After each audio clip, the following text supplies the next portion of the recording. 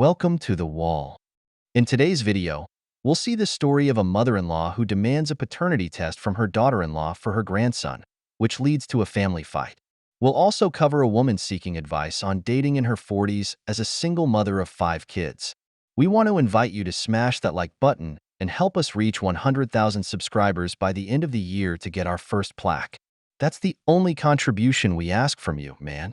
Add your grain of sand to the movement and share your experiences in the comments for any man who might need them. Without further introduction, let's get started. When you think you've heard everything there is to hear on TikTok, and then you hear this today.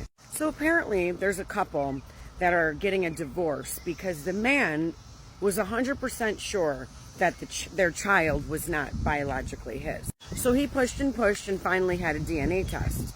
Come to find out the child was not his. Here's where the problem starts. The DNA test also showed that the child was not hers either. There was an investigation launched, and apparently their babies got switched at the hospital. This child's 5 years old. I'm sorry, what? Before I tell you the biggest kicker of them all, if you're planning on having children or are pregnant now, you never let that child leave the room. Ever. Unless you're next to that child while they're leaving the room. The kicker of the whole story is that when they found their actual child, which, side note, their child they had for 5 years, that's their child. Let's be real, whether it's biological or not. But the child that they located was in foster care. How many twists and turns can this story have? The only good part of this story is this family is adopting that child out of foster care. As if that's a good thing, but that's the only positive thing I can see happening out of all this, because no amount of money in the world suing that hospital would ever change any of those circumstances.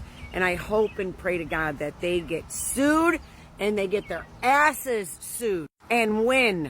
I can't see how they wouldn't, though. The truth is, I expect the same, but this is one more reason why women should allow the DNA test to be done. If it had been done from the beginning, they would have saved 5 years. At least they still have the 2 kids. The kid accidentally won here, but thanks to that father, because of his gratitude, he understood that the child was not his. He was able to save his real son along the way and win a good lawsuit. Smart man, brothers. This story comes from the AITA subreddit and is titled, "Am I the astronaut for telling my mother-in-law if she expects me to get a DNA test for my son, that I want her to get a DNA test for my husband?" I, 30 female, met my husband, Stephen, 32, at a friend's party. That friend happened to be his cousin. We instantly connected and started dating not long after. We have been happily married for 5 years now and have a 4-month-old son. I met my mother-in-law at his uncle's funeral. He asked me to attend in support of him. Before we left, his cousin warned me about the mother-in-law. He said she wasn't the nicest person, had impossibly high standards to meet, and can be very judgmental. So don't take it personally, as she is like that with everyone. I did ask my husband, and he agreed that mother-in-law can be quite judgmental, but not to worry, that he will be there for me. I felt like they gave me the sugar-coated version of her because she was terrible. She made a scene about bringing a stranger to a family funeral, but my husband cut her off and said his aunt, who was his uncle's widow, said he could. She spent the rest of the funeral giving me nasty looks and making passive-aggressive comments. She made a scene at our wedding, but that's a different story of its own. Why for would you not include this story? It sounds pretty important. But after minimal contact with my mother-in-law, my husband eventually got around to telling her that I was pregnant. Shite. I'm red flagging this because we know that she's going to throw a fit. I expected her to be angry and have a go at him, but she surprised us both and was the complete opposite. She was excited about being a grandmother. She was congratulating us. Her attitude did a complete turn, and I grudgingly allowed her to visit. We're all thinking the same thing right now. Crap. If she has a pivot like this, that means that something's about to go real frickin' wrong. When it was time to give birth to my son, she wanted to see my son being born, but I refused. Here we go. That's when her ugly side reared its ugly head again. And she caused a scene and was thrown out. What, at the hospital? Ooh. I refused to let her visit us at home. My husband agreed, but she rang crying and apologizing. She said that she was just overwhelmed about being a grandmother and her emotions got the better of her. Against my better judgment, I relented and said, okay. When she first held him, she looked at me and said that he was beautiful. I went into the kitchen to get us a drink, and then I could hear my husband telling her to get out. I went back in. She started yelling that he needed to get the baby tested because he doesn't look like anyone in their family. He kicked her out. Damn! One thing I have to say is that, for better or worse, Mom will always be there. However, I don't agree with her being so invasive and trying to ruin her son's relationship. The son seems to be a manipulable man because just because your mother tells you to do a DNA test doesn't mean you should make a big fuss about it. Remember, she was the woman who saw you as a child. She, more than anyone, knows how her baby was, so she will check that grandson from head to toe. But let's continue with the story and see what happened.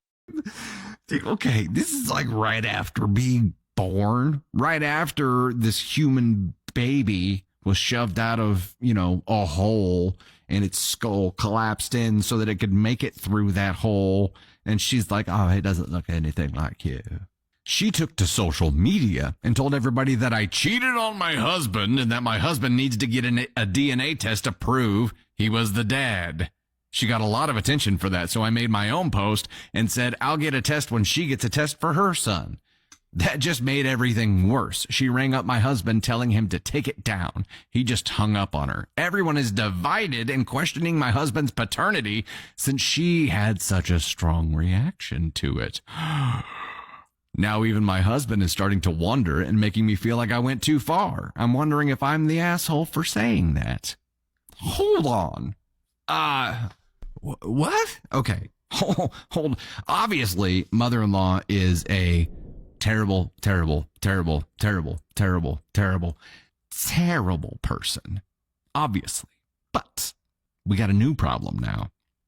OP was mirroring, right? So mother-in-law takes a swing and does something really stupid, and OP's like, okay, cool. I'll do the exact same thing that you did, and then you can't say shit about it. You can't victimize yourself whenever I hit you back, right? No, she does.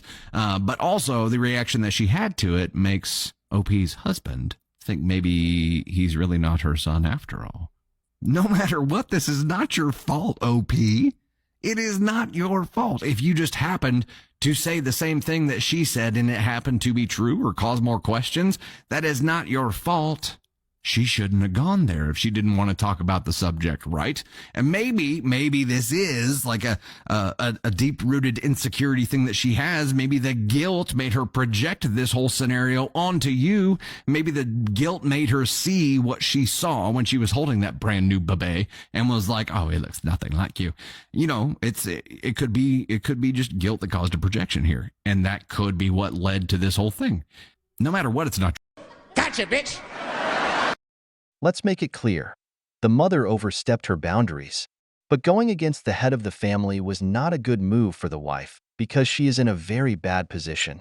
She is the one who just gave birth, and the mother-in-law is the father's mother, who never has 100% certainty that the child is his. She doesn't see a resemblance between her grandson and her son. By requesting the test and you refusing, it shows that she might be right. Of course, it would make your husband doubt, not out of distrust, but because every man has that doubt. But for the wife to counterattack publicly, of course, it's going to divide the family. If you had just done the test and it showed that the child is your husband's, and then publicly demanded that your mother-in-law take a test as you did, I think you would have won that battle. You would have put the mother-in-law in a bad spot. But let's continue. But it's not your fault, though. Yeah, shit got more complicated. If that is the case, it would have come out eventually. She could also just be throwing a tantrum to throw a tantrum because she's victimizing herself here. And she's like, I'm not going to dignify that with a response at all. It could just as likely be that. So you don't know that this is that much more complicated. It's just her crying for attention, but somebody being ignorant enough to hold a baby for 30 seconds and in that amount of time make the determination that it's not your child without there being some kind of clear indication here, and then take to social media and claim that you cheated is just wild. Is it not? It is just wild. So here's a question for you. An imperfect mom, I'm going off of your statement here, I've always loved matching energy. When someone is being an irate astronaut to you, do you believe in matching energy? When somebody's being shitty to you, do you believe in matching energy? Is that the approach that you take, or do you take an independent approach? Obviously, people respond to matching energy because you're speaking their language at that point. All right, we got a lot of people who say, yeah. There's a quote that says, if you hit me first, don't be mad when I hit you back harder. And I love that quote. It's obviously not always the way to go. I think it depends on what you're hoping to achieve. And maybe that's where I'm at.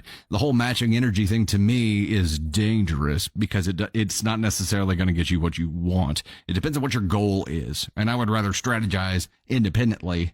And I guess you could still do that and match energy through communication so that they actually hear you. But I guess in this case, communication wasn't to each other. Well, it was, but it's the game that we see a lot of people do nowadays. And it was taking to social media to cowardly put out there into the world what she wouldn't say to OP face to face. And maybe she would have if hubby hadn't kicked her out. But we see a lot of people doing this, and they just talk shit with a social post about someone rather than telling that person what they actually think. So OP went and did the same thing. Ultimately, this all comes back down to, hubby, you're going to have to be willing to go no contact with your mom for life because she's toxic. She's already inflicted too much damage onto your partner and your relationship. There is a high likelihood here that she's going to inflict trauma upon your child. Seems like a pretty easy choice. I don't like that advice. Here's the thing. Before going to war, you first make sure you're not in the weakest position because you would lose the fight. This woman is in the weakest position right now. If she wants to counterattack, the first thing to do is to take the DNA test. If it comes back positive, she gains an ally in her husband. Now, with this proof, she can manipulate her husband, telling him that if he doesn't firmly control his mother, she will divorce him. This will make the man, with the proof in hand, put his mother in her place. He would call the family to clear everything up. All the crap his mother threw on her would come back to her. Now, she could distance the mother-in-law for the offense and could even prevent her from seeing the grandson. She would be at peace. As for the husband, he needs to learn to put on his pants because he doesn't seem to be able to be firm with his mother. Once this is resolved, I would advise him to become a man, putting both of them in their place, so this doesn't happen again in a different way in the future. Can somebody please explain to me why dating in your 40s sucks so much? Because, I've been divorced for a number of years now, and I have 5 kids, and life is crazy, and, I've spent a lot of time taking care of myself, taking care of my kids, working hard, putting myself through school, da-da-da-da-da.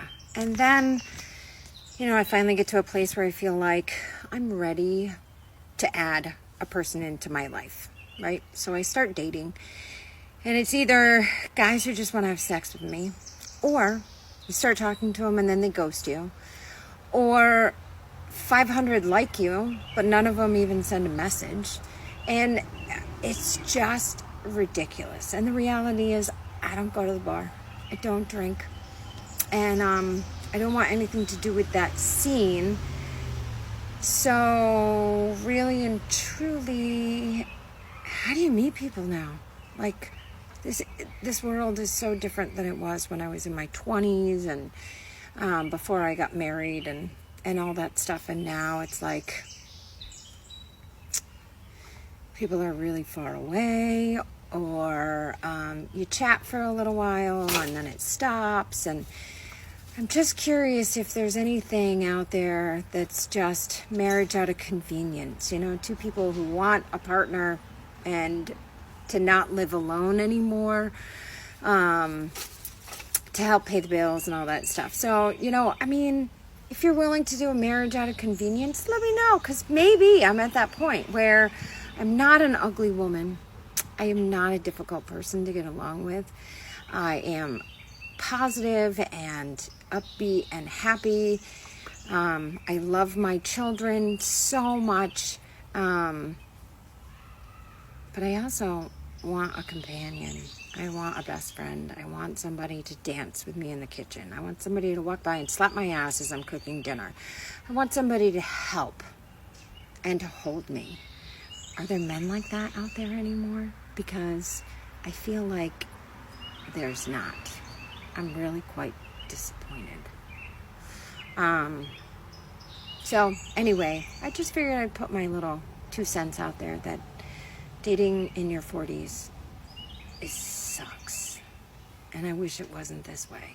So anyway, have a blessed day.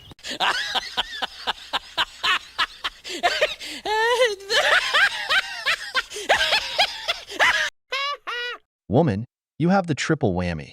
5 kids, divorced, and 40 years old. You want a man to pick up the tab? Honestly, the only thing I recognize is that you're very optimistic because you're navigating the dating world on hard mode. It's one thing to date a woman in her 30s with 1 child. It's another to date a woman in her 40s with 5 kids. What man in his right mind would take on that burden? Even simps aren't that stupid, and a single dad wouldn't gamble on it. I don't understand these women today. How do you get divorced with 5 kids? What's funny is that she's out here making demands about how she wants a relationship. Well, whoever wants a marriage of convenience can send in their application because it requires a beta provider. Seriously, you can't make this stuff up. We've reached the end of the video, but before we go, the questions are for you. What do you think a woman should do when her mother-in-law demands a paternity test? Would you date a woman in her 40s with 5 kids? If you enjoyed the video, make sure to give it a thumbs up, subscribe to the channel, and hit the notification bell. Your support means the world to us and motivates us to create more content. Stay tuned for the next exciting video from the wall.